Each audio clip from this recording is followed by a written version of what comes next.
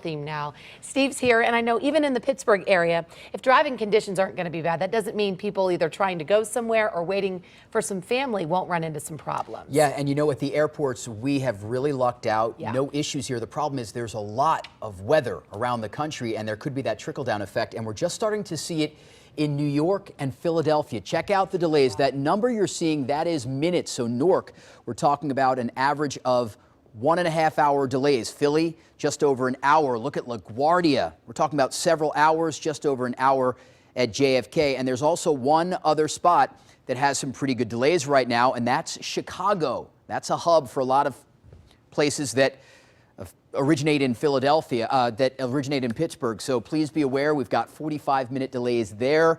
We're also being told there could be some delays in San Francisco. Nothing being reported right now, but they're also 3 hours behind. And hey, this is Seven Springs. I know we're talking about record heat, and they've got snow. They've got a base of 18 to 32 inches, 4 slopes open, 2 chairlifts. They've got fog and some drizzle right now. They're going to try to keep the slopes open as long as they can. Obviously, they're aware of the really warm temperatures, but they're doing their best to allow some folks to ski over the next couple of days. All right, it is 60 degrees. Just remarkable that Christmas is 2 days away. 3 more degrees, we break the record. That will happen. There's just no doubt about it. The record of 63 from 1933 will fall later today. Tomorrow it's a little tougher. The record 66 degrees. We're going to be awfully close, especially, believe it or not, before lunchtime when we have our warmest temperatures. Friday's record, Christmas Day, 67. That will not be broken.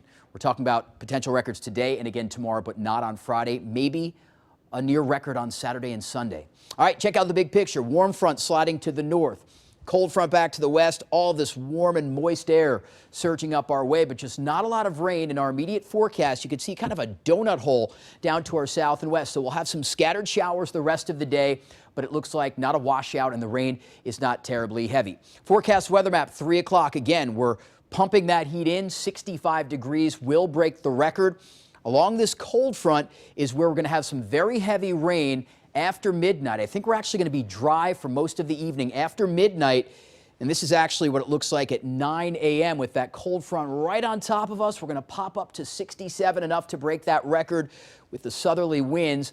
Cold front will shift south of the area tomorrow afternoon, which means we'll get some drying in here. And we're also going to be a little bit cooler, still way above average, but 60 degrees. That's our forecast high temperature.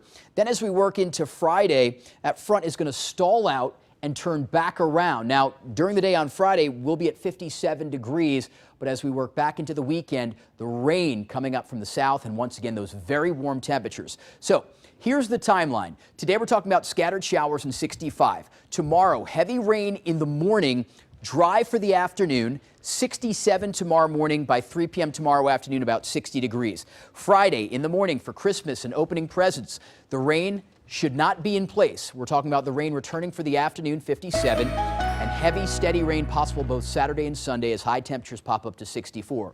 We cool down next week, but still to temperatures that are 20 degrees above average. Not one morning has a temperature at the freezing mark, and obviously nothing down near our normal low of 23. So we're going to round out probably the rest of 2015 with temperatures way above average. Just unbelievable. I like that you use the travel graphic. I think for the airports, it's very beneficial for a lot of families. I know New York, you know, I got home at 2:30 in the morning after hours and hours and hours of delays at LaGuardia. So, by the way, we have all of that at WTAE.com. Great. Auto updating every 15 minutes, so check it out. That's great information for families. Thanks, Steve.